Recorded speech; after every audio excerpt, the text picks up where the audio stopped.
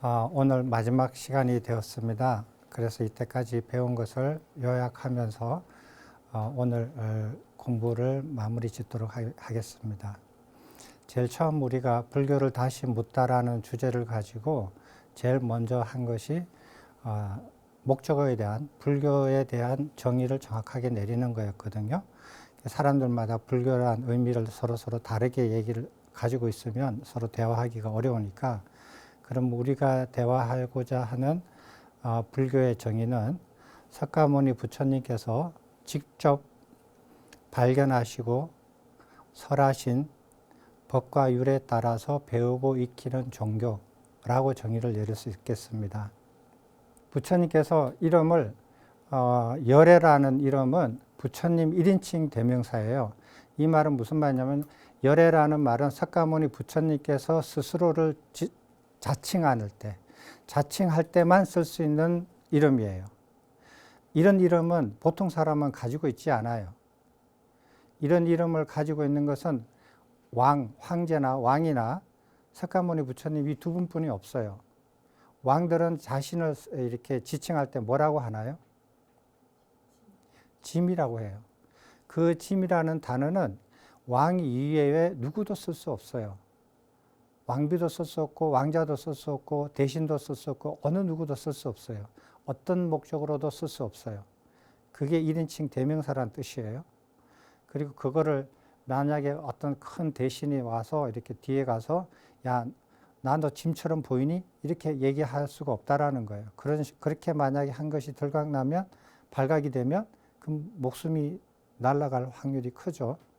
그래서 1인칭 대명사는 그분 이외에는 아무도 쓸 수 없어요. 어떤 명사로도 보통 명사로도 쓸 수 없어요. 그리고 그러면은 석가모니 부처님을 부르는 제3자가 석가모니 부처님을 2인칭으로 부르는 이름, 혹은 3인칭으로 부르는 이름, 여기 10가지가 있어요.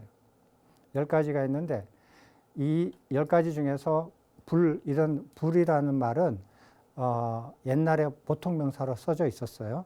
근데 석가모니 부처님께서 이것을 2인칭 내지 3인칭 대명사로 만들어 버렸어요. 그러니까 이것은 석가모니 부처님의 명호예요. 이름이에요. 이름이니까 다른 용도로 쓸 수 없는 거잖아요. 스승의 이름이니까. 됐습니까? 근데 이 이름 중에서 보통 명사가 딱 하나 있어요. 사람들 쓸 수 있는 게. 그게 바로 아라한이라는 뜻이에요. 아라한은 왜 이렇게 대명사에서 보통 명사로 쓸 수 있느냐 하면, 부처님의 교법 안에, 가르침 안에 아라한과라는 과위가 설명이 되어 있어요. 그래서 아라한과는 대명사인 동시에 일반 명사로서 사용할 수 있는 게 유일한 겁니다. 그래서 그 부처님 당시에 부처님과 똑같은 정각을 이루신 그 분들이 많아요. 제자들 중에서. 그런 분들을 어느 누구도 경전에 그분이 부처님과 똑같은 깨달음을, 정각을 이루셨다, 깨우치신 분이다 라고 해서 그분 보고, 그 장로 비구를 보고 부처가 되었다, 부처님이 되었다, 이런 말 안 해요. 어떻게 표현하냐면은, 그분도 아라한 중에 한 분이 되었다 라고만 표현이 되어 있어요. 나머지 9가지 이름은 절대로 사용이 안 돼요. 그러면은 후대에 들어서 아까 전에 말했듯이 부처님 자체를 비방하고 폄하하는 사람, 부처님의 가르침을 폄하하고 비방하는 사람들, 새로 불교 앞에다 이름을 붙여서 자기 걸로 만들어가는 사람, 이런 사람들이 이런 이름조차도 이제 무너뜨리는 거예요. 그래서 열애라는 말을 일반 명사로 써요. 열애선이라는 말을 쓰고 열애장이라는 말을 써요. 이런 사람, 이런 이름을 쓰고 이런 명사를 이렇게 일반 명사로 쓰는 사람들이 전부 다 부처님 가르침을 폄하하는 사람들이에요. 누구에게 묻는가? 바른 스승한테 묻는다. 바른 스승의 조건은 10가지가 있었다. 그거는 저번에 다 얘기했습니다. 그러면은 설법할 때는 어떻게 설법하느냐? 설법할 때 이렇게 얘기를 했어요. 자, 근거 없이 이게 부처님의 가르침이다, 불교다라고 얘기하면 지옥에 떨어진다 그랬죠. 그죠? 그래서 그런 사람의 설법을 들으면 안 되고, 그렇게 근거 없이 이게 이렇게 하면 깨닫는다, 이렇게 하면 불교다 라고 얘기해서는 안 된다라는 거 하나가 한 가지. 두 번째, 자질이 부족한 사람들한테는 가르쳐 주지 말라고 했죠. 예전에. 그 다음에 대답해야 되는 질문이 있고 대답하지 않아야 하는 질문인데 그걸 구별해서 대답을 해야 된다. 그 다음에 대답을 해야 되는 질문도 바른 시기를 알아서 해야 된다. 라고 얘기를 했습니다. 그리고 난 다음에 그런 거를 다 갖추고 난 다음에도 이 5가지 태도를 갖추어야 된다. 그럼에도 불구하고 법을 설하는 것은 굉장히 어려운데 이 5가지를 반드시 갖추고 난 다음에 설해야 된다. 그 5가지가 뭐냐? 가르침의 시작과 중간과 끝을 처음부터 차례대로 전체를 다 가르쳐야 된다. 기초부터 높은 단계까지 차례대로 얘기해야 된다. 설명해야 된다. 설명할 줄 알아야 된다. 근데 어떤 분들은 한 가지만 평생 가르쳐요. 다른 건 안 가르치고. 이런 사람은 귀를 기울여서는 안 된다. 두 번째는 설명을 하는 것을 전체 가르침을 바탕으로 해서 부분을 설명하면서 전체를 파악할 수 있도록 설명을 해야 되는데 그 부분만 계속 이 부분의 깊은 뜻은 이거고 그 다음에 그 뜻은 이거고 한 가지만 계속 뜻을 여러 가지 설명을 하는 거예요. 그 헷갈리는 거죠. 그래서 어쨌다는 거냐. 전체를 파악하지 못해요. 그런 가르침을 아무리 들어도. 그 다음에 듣는 사람에 의존하게 만들도록 가르쳐요. 내 없으면은 그 다음에 진도 못 나가게끔 그런 식으로 설명을 해요. 그런 사람들한테서는 배우면 안 된다라는 거예요. 그러니까 어떻게 배운 사람이 자기 스스로 나아갈 수 있도록 가르쳐야 된다라는 거예요. 그거는 다른 세속에서도 마찬가지죠. 세속에서도 훌륭한 교수님들은 가르쳐서 그 학생이 스스로 앞으로 나아갈 수 있도록 가르쳐요. 그렇지 않은 사람들은 자기한테 계속 의존하게만 만들어요. 그렇게 하는 것은 이렇게 그 사람한테 배워서는 안 된다라는 거죠. 자, 그러면은 듣는 사람의 태도는 무엇이었나? 듣는 사람은 이 5가지를 갖추지 않고 들으면 정법을 만나더라도 자기 걸로 만들 수 없고 배울 수 없다. 이것을 5가지를 갖추면은 정법을 만나서 바른 학습 방법으로 정법을 자기 걸로 만들 수 있다. 그 바른 학습 방법은 16가지 저번 시간에 얘기를 했습니다. 내용은 뭐냐면 법을 듣는 사람의 입장으로서 배우는 사람 입장으로서는 첫째로 법을 무시하지 말라. 그 다음에 가르치는 사람을 무시하려고 하지 마라. 자기 자신을 무시하지 말라. 이거예요. 그 다음에 들을 때 온 주의를 집중해서 들으라. 관심을 집중해서 들으라는 거예요. 뭐 핸드폰 만지면서 듣거나 이렇게 딴 생각하면서 듣지 말라는 거예요. 그리고 자만심을 버리고 들으라. 자만심이 있으면은 자기께 이렇게 안 돼요. 그리고 이제 정각에 이르는 길, 부처님께서 말씀하신 그 깨달음에 이르는 길에는 2가지로 우리가 한번 파악할 수 있다고 했는데 부처님께서 깨우치시기 전에 사문고따마라고 불렀어요. 사문고따마께서 정각에 이른 길, 석가모니 부처님께서 깨우치기 전에 그 중생이었을 때 차례대로 찾아가서 깨달음을 이룬 그 길, 그 다음에 석가모니 부처님께서 깨우치시고 난 다음에 제자들한테 가르치셨던 정각에 이르는 길, 이 2가지를 비교하는 거예요. 이 2가지를 비교해서 공부해 보시면 그 결론만 말씀드릴게요. 정각에 이르는 길이 유일한 길이다. 2개, 3가지 이렇지 않다. 딱 유일한 길이다. 이 길 말고 없다. 그 다음에 2번째, 차제법이다. 차례대로 가지 않으면 갈 수 없는 길이다. 그런데 어떤 사람이 얘기해서 그렇지 않다. 그거는 그 근기가 낮은 사람들의 말이고 근기가 아주 높은 최상근의 근기들은 이렇게 하는 순간 중생이 부처된다. 막바로 그냥 차제가 필요 없다. 한순간에 부처가 될 수 있다. 라고 주장을 해요.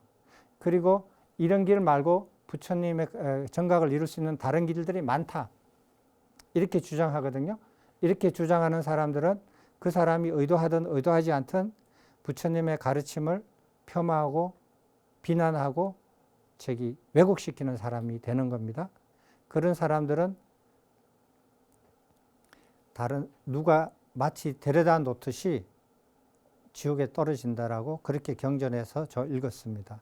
그래서 이런 글들도 한번 공부하셔서 확인을 해 보셔야 되겠습니다. 자, 그럼 오늘은 무엇을 해야 되느냐? 이렇게 해가지고 이렇게 배운 법을 어떻게 수호하느냐, 어떻게 지켜내느냐 하는 거예요. 그리고 오늘 제가 말씀드린 그 강의 내용을 어떻게 점검하느냐, 저분이 말하는 것을 내가 어떻게 믿을 수 있겠느냐 이거예요. 나는 그럴듯하게 들리더라도 나는 못 믿겠다. 나는 반드시 내 손으로 확인해 봐야겠다. 부처님께서는 반드시 점검하고 확인하라 그랬어요. 그래서 어떤 방식으로 점검하는지 오늘 이렇게 간단하게 말씀드릴게요. 그러면 이렇게 배운 법을 자기가 어떻게 지켜내느냐, 수호하느냐. 듣거나 읽고 배우고 호지하고 깊이 사유하고 범행을 닦으면서 항상 법을 존중해라. 존중하면서 이걸 해라 이거예요. 근데 존중하는데 이 경전이다. 높은 곳에 올려놓고 이걸 안 하는 거예요. 딴짓을 하는 거예요. 그것은 법을 수호하는 게 아니다. 법을 존중하되 이 5가지를 반드시 해야 된다는 거예요. 끊임없이 쉼 없이 어떻게 듣거나 읽고 배우고 호지하고 깊이 사유하고 범행을 닦으라는 거예요. 이렇게 하면서도 항상 존중하면서 해라는 거예요. 그렇게 하면은 정법을 수호하는 사람이 되고, 그렇지 않는 사람은 정법을 사라지게 만든 사람이다 라고 얘기하시는 거예요. 자, 그 다음에 또 5가지인데, 배우고 남한테 설명하고 자신에게 배운 이가 타인에게 정법을 설명하도록 한다. 그 다음에 배운 정법을 잊지 않고 호지한다. 배운 정법을 깊이 사유한다. 호지한다, 깊이 사유한다는 앞에서 반복이 됩니다. 여기서 3가지 중요한 거는 항상 배운다. 그리고 항상 가르친다. 배우고 가르치고 배우고 가르치고 이것을 꾸준히 하라는 거예요. 나는 이제 그만 배워도 돼. 이러지 말라는 거예요. 끊임없이 배우고, 그 다음에 진짜 정각을 이뤄서 다 배웠다 하면은 가르쳐라. 끊임없이 가르쳐라는 거예요.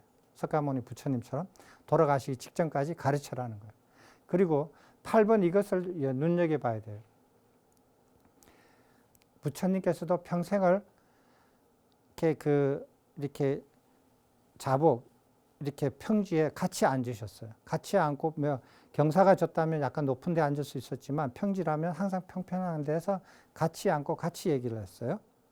같이 얘기를 하고, 그리고 그 자리에 부처님 위에는 다른 사람이 앉으면 안 된다 이런 거 없어요.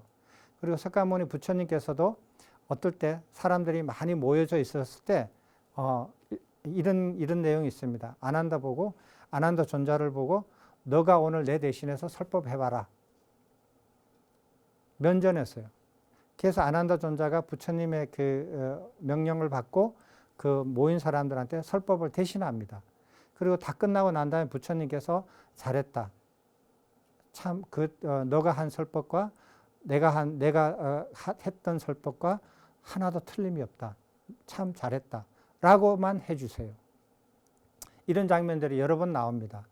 그래서 이렇게 법을 가르쳐 놓고 자기 제자가 새로운 사람한테 가르치지 못하게 한다. 이거는 굉장히 부처님 가르침과 위배된다는 걸 아셔야 돼요.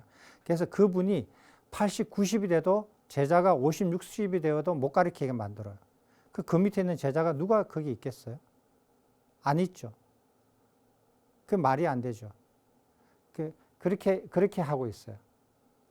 그래서 대학에서도 교수님이 제자를 이렇게 해가지고 박사를 주고 그 다음에 연구를 시켜서 교수를 해서 그러면 동료 교수가 되잖아요. 그리고 그 젊은 제자가 동료가 되어서 다른 학생을 가르치게 만들고 당연하게 하게 하는 거 아니에요? 그러려고 배우고 그러려고 가르치는 거잖아요. 이런 것들을 우리가 한번 현실 불교를 점검해 볼 필요가 있어요.